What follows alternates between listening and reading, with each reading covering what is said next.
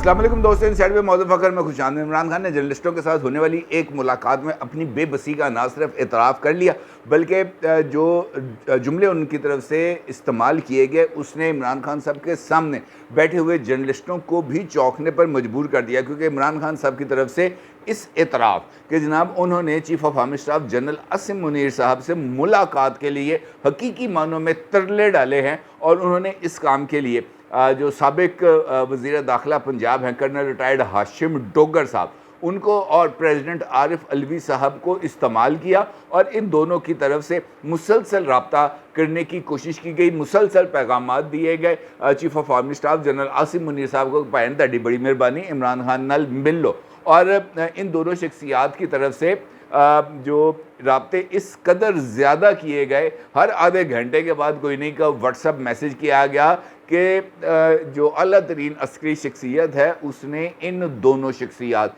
यानी president of Pakistan और colonel retired Hashim Dogar, इनके पैगामात का जवाब देना भी तर्क कर दिया, क्योंकि इन दोनों ने तो जिज कर दिया। और उसके बाद ये तासुर कायम हो गया पाकिस्तान तहरीक इंसाफ और ख़ास तौर पर इमरान खान साहब के सामने कि जनरल आसिम मुनीर साहब मुंह लगाने के लिए तैयार नहीं है, राब्ता करने के लिए तैयार नहीं। वो तो राब्ता तो बड़ी दूर की बात है, इमरान खान साहब की तरफ से दिए जाने वाले पैगामात का जवाब देने के लिए भी तैयार नहीं है। और इमरान खान साहब के इस इंकशाफ से वो एक गिरा जो बहुत सारे लोगों के दिमाग में थी, वो गिरा भी खुल गई है कि जनाब ये 9 मई को आखिरकार इमरान खान साहब इस लेवल पर क्यों पहुँचे, इमरान खान की जमात उस लेवल पर क्यों पहुँची जहाँ पर उन्होंने फ़ौज को बतौर इदारा ना सिर्फ टारगेट किया बल्कि उनके ऊपर हमला आवर भी हो गए। यकीनी तौर पर ये पाकिस्तान तहरीक इंसाफ की तरफ से मिस कैलकुलेशन थी, लेकिन उसके बावजूद यानी ये 9 मई के वाक़यात और और दूसरी तरफ से आने वाले रद्द-ए-अमल ने इमरान खान साहब को मोहतात हो जाना चाहिए था। लेकिन मौजूदा हालात में जो कल उन्होंने गुफ्तगू की है जर्नलिस्टों के साथ, और ज़्यादातर उस गुफ्तगू का हिस्सा ऑफ द रिकॉर्ड था, और उस जो ग्रुप है जिन जर्नलिस्टों के साथ इमरान खान साहब की मुलाकात हुई है, उसमें से एक से ज़ायद जर्नलिस्टों ने ख़ुद मुझे बराह रास्त इस बात का बताया है कि जनाब इमरान खान अभी भी पीछे हटने के लिए तैयार नहीं है, और वो इस बात तक बहुत हद तक कायल है कि जनाब ज़रा मेरा टाइम आ लैंड दो, जिमें मेरा टाइम आएगा ना मैं पुठियाँ पा दांगा। और इस बात का उन्होंने इतराफ़ किया ये कहते हुए कि जनाब मेरी तरफ से भी बहुत सरप्राइजेज़ आएंगे। अब वो सरप्राइजेज़ क्या हैं उसकी एक झलक हमें कल नज़र आई राना सनाउल्लाह साहब की आधी रात को होने वाली प्रेस कॉन्फ्रेंस में, और उसके बाद इमरान खान साहब की तरफ से दिए जाने वाले और पाकिस्तान तहरीक इंसाफ की तरफ से उठाए जाने वाले इस नुक्ते को कि जनाब ख़वातीन कारकुनान के साथ रेप को या उनके साथ की जाने वाली ज़्यादती को हुकूमत एक टूल के तौर पर, एक हथियार के तौर पर इस्तेमाल कर रही है। इनफैक्ट उन्होंने अपनी पूरी की पूरी जो उनका ख़वातीन जो अराकीन हैं जो ज़ेर हिरासत हैं उनके बारे में ख़ुद उनकी फैमिलीज़ के हवाले से या उनकी फैमिलीज़ के बारे में बहुत ज़्यादा इस सिचुएशन को कॉम्प्लेक्स कर दिया, क्योंकि जिस तरह का मुआशरा है पाकिस्तान, वहाँ पर किसी खातून का सियासी कारकुन के तौर पर सामने आना ही बहुत दिल गुर्दे का काम है। और चाहे ख़वातीन कारकुनान मुस्लिम लीग नून की हों, पीपल्स पार्टी की हों, JUIF की हों या पाकिस्तान तहरीक इंसाफ की हों, हर एक सियासी कारकुन की एक इज़्ज़त है, मेरी नज़र में तो है, और उस इज़्ज़त को मद्देनज़र रखना चाहिए। लेकिन इमरान खान साहब अपने सियासी फ़ायदे के लिए, और ख़वातीन तो दूर की बात है, वो मर्द हज़रात के साथ भी जिनसी ज़्यादती के इल्ज़ामात आयद करते रहे हैं, तो इसका मतलब ये है कि इमरान खान साहब अपने सियासी फ़ायदे के लिए किसी भी एक्सटेंट तक जा सकते हैं। और इमरान खान साहब को इस बात की अभी तक समझ नहीं आ रही, या वो जानबूझकर समझना नहीं चाह रहे कि ये जो लोग धड़ाधड़ डेली बेसिस पर इमरान खान साहब की जमात को छोड़ के जा रहे हैं, इसकी वजह ये नहीं है कि इमरान खान की जमात ने 9 मई के जो वाक़यात है या उसके बाद उनके ऊपर जो है वो किसी तरह का दबाव आ रहा है, बल्कि जो हकीकी सूरत हाल जब उन लोगों के सामने रखी जाती है तब वो उन लोगों के पास या पाकिस्तान तहरीक इंसाफ के कारकुनान, वर्कर्स और लीडर्स के पास कोई और ऑप्शन बचता ही नहीं कि वो पाकिस्तान तहरीक इंसाफ को छोड़ दें। क्योंकि अगर उन लोगों के सामने ख़ुद इमरान खान साहब की मुख्तलिफ़ जूम मीटिंग्स को चलाया जाए, जूम मीटिंग्स को जिसके अंदर इमरान खान साहब मौजूद हैं और वो जूम मीटिंग्स के अंदर कुछ इंस्ट्रक्शंस दे रहे हैं, ये बात चलाई जाए और फिर कुछ ऐसी मुलाकातों की तफसीलात उनके सामने रखी जाएं जहां पर उन कारकुनान को ये बताया जाए कि जनाब ये 9 मई का रद्द-ए-अमल जो है वो इमरान खान की गिरफ्तारी का नहीं था, बल्कि ये पाकिस्तान के अंदर एक मुसल्लह बगावत कराने का सोचा समझा मंसूबा था, एक वेल कैलकुलेटेड मूव थी। और फिर उस मूव के हवाले से जब शवाहिद सामने रखे जाएँ मुख्तलिफ वाक़यात की रोशनी में और फिर वो लोग जिनको गिरफ़्तार किया गया है वो आकर एविडेंसेस के साथ उन लोगों को बताएं कि जनाब ये कुछ हुआ था, तो फिर लोगों का इंटैक्ट रहना इमरान खान साहब के साथ बहुत ही ज़्यादा मुश्किल है। आपका क्या ख्याल है कि इमरान इस्माइल, अली जैदी, असद उमर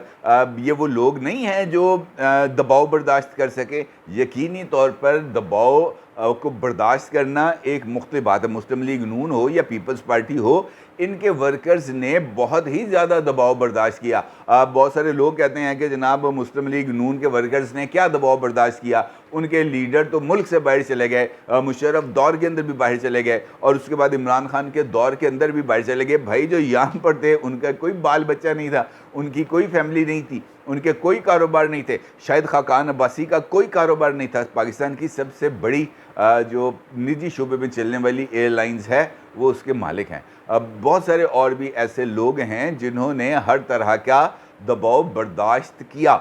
लेकिन उन्होंने अपने जो सियासी नज़रियात हैं उसके ऊपर कायम रहे, क्योंकि उन लोगों की तरफ से स्टेट के ख़िलाफ़ इस तरह का कोई रद्द-ए-अमल नहीं आया। और जब फिर उन लोगों को बताया जाए कि जनाब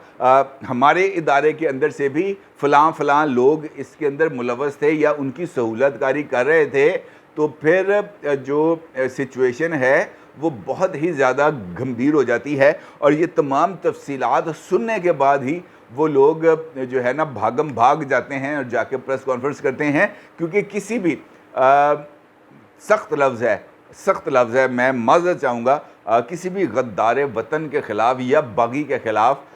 खड़ा होना या उसका साथ देना बहुत ही ज़्यादा मुश्किल होता है अगर वो चीज़ इस्टेब्लिश हो जाए तो। और जब एविडेंस बताए जाएँ तो फिर चीज़ें और भी ज़्यादा मुश्किल हो जाती हैं। और अगर सपोर्ट अंदर से भी मौजूद हो और वो सपोर्ट को आइडेंटिफाई भी कर लिया जाए और उस सपोर्ट को के रास्ते में किस किस जगह पर और किस किस तरीके से रुकावट डाली जाए और उसको साइड पे किया जाए, उन लोगों को आइडेंटिफाई करके हटाया जाए, तो इसका मतलब ये है कि जनाब ये एक वेल कैलकुलेटेड मूव थी। और इस रद्द-ए-अमल का जो सामने आया था जो है विद इन दी ऑर्गेनाइजेशन, इसका भी सही मानों में अंदाज़ा नहीं था। तो 2-3 चीज़ें हैं जो इस सिमत की तरफ इशारा करती हैं कि army chief general Asim Munir साहब की वतन में अदम मौजूदगी के बाद ये हमारे ISI, MI और दीगर, और ख़ास तौर पर उसके लिए जो एक तबादला किया गया था, वहाँ पर एक सीनियर मोस्ट जनरल साहब को जो है वो अपॉइंट किया गया था। तो मतलब ये है कि वो तमाम चीज़ों को इस वजह से किया गया था कि अगर ऐसा कुछ हो जाए तो फिर आपने इसके रास्ते में रुकावट डालनी है। और फिर तमाम लोगों ने मिलकर इस सारी सिचुएशन को रोका है। और सिर्फ core commander Lahore lieutenant general Salman Fayyaz Ghani साहब ही मौजूद नहीं थे, बल्कि कुछ और लोग भी थे इसके अंदर। और इसका ये बहुत सारी चीज़ें हैं जो क्लासिफाइड चीज़ें हैं जो मैं आपके साथ खुलकर शेयर नहीं कर सकता, लेकिन ये बात तय है कि ये बगावत थी, सोची समझी बगावत थी। और चूँकि इस लफ्ज़ को एक से ज़ायद मरतबा मुख्तलिफ पोलिटिकल लीडर्स इस्तेमाल कर चुके हैं, लिहाजा मैं बहुत ही एहतियात और अदब और एहतराम से ये ज़िक्र कर रहा हूँ कि 9 मई को इमरान खान साहब की तरफ से किया जाने वाला अटैक का लफ्ज़ इस्तेमाल कर रहा हूँ पाक फ़ौज के ख़िलाफ़, ये एक बागियाना रविश थी। और जिस तरीके से विद इन द इंस्टीट्यूशन वो रद्द-ए-अमल लेना चाह रहे थे, वो रद्द-ए-अमल उनको नहीं मिला। वरना आपका क्या ख्याल है, ये तमाम लोग मियाँ मीर का या शेरपाव ब्रिज को क्रॉस करके नीचे उतरें और वहाँ की चौकी से क्रॉस कर जाएं, क्या ये आसान काम है? और क्या आपका ख्याल है कि वहाँ पर मौजूद लोगों ने इस मॉब को देखने के बाद अपना जो इमीडिएट बॉसेस हैं उनके साथ रब्ता नहीं किया होगा, और फिर वो वाले बॉसेस ने अपने बॉसेस से और उन बॉसेस से होते होते ये मामला साबिक कोर कमांडर जो हैं उन तक नहीं पहुंचा होगा, और क्या वहाँ से जो रद्दअमल है या उनकी तरफ से जो जवाब है वो नीचे ट्रिकल डाउन नहीं किया होगा? तो इसका मतलब ये है कि वो तमाम जो चेन है वो आइडेंटिफाई कर ली गई है। और अगर आपने इस मामले को मज़ीद देखना है तो कुछ चीज़ें फैसल वाउडा ने मुख्तलिफ हीले बहानों के ज़रिए मुख्तलिफ टॉक शोज़ के अंदर उनका जिक्र किया है। आप उसको बिल्कुल सेट असाइड नहीं कर सकते, क्योंकि कुछ हाज़र सर्विस और कुछ रिटायर्ड लोगों ने इस मामले के अंदर कुछ रोल प्ले किया था। और जो फैसल वाउडा साहब हैं, अगर वो इस बात की तरफ इशारा कर रहे हैं तो इसका मतलब ये है कि उन्होंने, क्योंकि वो जहाँ से ताल्लुक़ रखते हैं वहाँ से उन्होंने ये कुछ नाम लेने की या कुछ इशारे करने की इजाज़त ले ली है, या इसका मतलब ये है कि उनको पता है कि विद इन द इंस्टीट्यूशन कुछ ऐसी डेवलपमेंट्स होने जा रही हैं जहाँ पर ये ताने माने यहाँ तक जाएंगे, और कल वो जब ये एक्शन हो रहा होगा तो वो अपनी क्रेडिबिलिटी का ढोल बजाएंगे कि देखें जनाब, मैंने तो पहले कह दिया था कुछ सांप हैं कुछ कीड़े हैं, जिस तरह वो इमरान खान साहब के हवाले से कह रहे हैं। और फिर वो ये कहेंगे जनाब मैंने तो आपको पहले बताया था कि ये जो गाड़ी है ये निकलेगी पेशावर से बहावलपुर जाएगी और फिर बहावलपुर से कोयटा जाएगी। अब जहाँ तक ये बात है गाड़ी निकलेगी इस्लामाबाद से, इस्लामाबाद कभी बात समझ में आती है, इस्लामाबाद से वो पेशावर जाएगी, बंदा आइडेंटिफाई हो जाता है फौरी तौर पर, और फिर जब वो पेशावर के बाद ये जिक्र करते हैं कि जनाब बहावलपुर आएगा तो वो बंदा टोटली पता चल जाता है कि वो जनरल रिटायर्ड फैज़ हमीद साहब की बात कर रहे हैं। लेकिन जब वो इस बात का जिक्र करते हैं कि जनाब कोयटा जाएंगे, तो कोयटा में कौन है? कोयटा में कौन है? और लेकिन कोयटा में कोई बंदा मौजूद है, उसका ताल्लुक़ किसी अस्करी इदारे से है, किसी सिविल इदारे से है, पुलिस का वो बंदा है, किसका बंदा है? अगर वो इस बात का जिक्र नहीं कर रहे तो इस बात को फिर अंडरस्टूड कर लेना चाहिए कि जनाब वो अगर कोई जिक्र कर रहे हैं तो फिर वो ऐसी शख्सियत का ही जिक्र कर रहे होंगे मुमकिन तौर पर जो जनरल फैज़ हमीद साहब के साथ बहुत ही ज़्यादा कुर्बत रखते होंगे। क्योंकि अगर ये जनरल फैज़ हमीद साहब का मुमकिन तौर पर, मुबैना तौर पर अगर ये जनरल फैज़ हमीद साहब का नेक्सस है, तो जो करीबी दोस्त हैं उनके, वो उस नेक्सस से आउट नहीं हो सकते, और अगर वो उस नेक्सस से आउट नहीं हो सकते तो फिर कार्रवाई तो बनती है। और यहाँ पर यह बात भी मैं आपको बता दूँ कि अमूमी तौर पर फ़ौज के अंदर जो तरीक़ाकार है, और अगर किसी के बारे में कोई कोर्ट मार्शल की कार्रवाई हो रही हो या आर्मी एक्ट के तहत कार्रवाई हो रही हो, तो मुमकिन तौर पर ज़्यादातर यही देखने में आया कि किसी को कानो कान खबर नहीं होती कि जनाब फ़लाँ बंदे के ख़िलाफ़ कार्रवाई हो रही है, और फिर अचानक वन गुड मॉर्निंग इस तरीके से पता चलता है कि जनाब ISPR की तरफ से एक प्रेस रिलीज़ आई है, और उस प्रेस रिलीज़ के अंदर इस बात का इंकशाफ किया गया है कि फ़लाँ कर्नल, फ़लाँ मेजर, फ़लाँ कैप्टन, फ़लाँ मेजर जनरल, फ़लाँ लेफ्टिनेंट जनरल और उनके साथ इतने लोगों के ख़िलाफ़ ये कोर्ट मार्शल की कार्रवाई हुई है, और उनको ये सज़ा दी गई है, और उनका ये जुर्म था अमूमी तौर पर। लेकिन उससे पहले वो लोगों को कब ओहदों से हटाया गया, कब उनकी जगह पर नई अपॉइंटमेंट्स की गई, और ये कार्रवाई का कब आगाज़ हुआ, ये इदारे के अंदर एक सीक्रेटली ये काम चलता है। लेकिन कुछ लोग ऐसे हैं यकीनी तौर पर जो अभी भी हाज़िर जो हैं अपनी अपनी पोजीशंस पर मौजूद हैं, उनको भी हटाया नहीं जा रहा। और इस बारे में ये इशारा अलबत्ता ज़रूर है कि सितंबर तक शायद ये चीज़ें चलेंगी। और अभी ये जो आर्मी एक्ट के तहत कार्रवाई हो रही है, आपका क्या ख्याल है कि ये आर्मी एक्ट के तहत ये जो अभी रिसेंटली 16 लोग लाहौर से उन्होंने वसूल किए हैं, 19 लोग उन्होंने खैबर पख्तूनख्वा से इकट्ठे किए हैं, तो आपका क्या ख्याल है कि ये कार्रवाई इस तरीके से इन्हीं कारकुनों के सर के ऊपर चलेगी? सवाल ही पैदा नहीं होता, क्योंकि उसके बाद ये तो आपके पास इनिशियल एविडेंस है, उसके बाद वो अगले नाम बोलेंगे, वो कहेगा जी मुझे फ़लाँ ने बताया था, वो फ़लाँ कहेगा जी मुझे फ़लाँ ने बताया था। वो इस तरीके से ये जो लड़ी है ये चलेगी। आपका क्या ख्याल है कि मुराद सईद क्यों छुपा हुआ है? मुराद सईद क्यों छुपा हुआ है? इमरान खान को मुराद सईद की इतनी तकलीफ़ क्यों उठ रही है, वो क्यों बार बार उसको प्रोटेक्ट करने की कोशिश कर रहे हैं, वो क्यों इस बात का इजहार कर रहे हैं कि जनाब मुराद सईद को कुछ नहीं होना चाहिए। अभी जो उन्होंने ट्वीट्स किए हैं मुराद सईद के हवाले से, ये जनाब मुराद सईद फ्यूचर लीडर है। कल भी जो जर्नलिस्टों के साथ उन्होंने मुलाकात की उसके अंदर उन्होंने यही कहा कि जनाब कब पार्टी चलाएंगे शाह महमूद, लेकिन फ्यूचर लीडर जो है वो मुराद सईद है। मुराद सईद को इम्पोर्टेंस है ना उसकी। अरशद शरीफ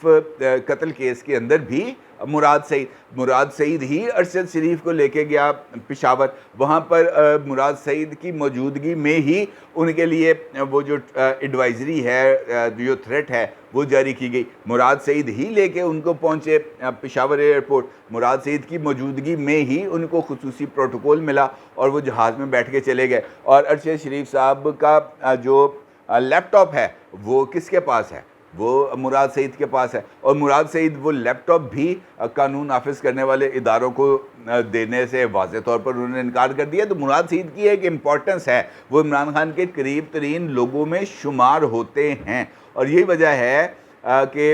ये जो जिन लोगों का मैंने आपके साथ जिक्र किया, ख़ास तौर पर खैबर पख्तूनख्वा के, ये सारी की सारी जो चेन है ये आखिरकार पहुँचेगी मुराद सईद तक। और फिर मुराद सईद तक पहुंचेगी तो इसका मतलब ये है कि आगे इमरान खान तक पहुंचेगी। और आज या कल या परसों, हफ्ते बाद, 10 दिन बाद, महीने बाद आर्मी एक्ट के तहत होने वाली कार्रवाई में इमरान खान साहब को आप अलग नहीं कर सकते। इमरान खान साहब का नाम उसमें आएगा ही आएगा। और इमरान खान के ख़िलाफ़ जो मुकदमा है वो आर्मी एक्ट के तहत ही चलाया जाएगा। इमरान खान को आर्मी एक्ट के तहत ही सामने लेके जाया जाएगा और इमरान खान आर्मी एक्ट के तहत सज़ावार होंगे, क्योंकि सब कुछ माफ़ किया जा सकता है, लेकिन इदारे को अपने सियासी मकासद के लिए इस हद तक इस्तेमाल करना कि वहाँ पर बगावत की जो सूरत हाल है वो डेवलप हो जाए, मेरा ख़्याल है कि ये काबिल माफ़ी नहीं है और काबिल माफ़ी होनी भी नहीं चाहिए। अपनी राय का ज़रूर इज़हार कीजिएगा। आपका बहुत शुक्रिया। अल्लाह हाफ़िज़।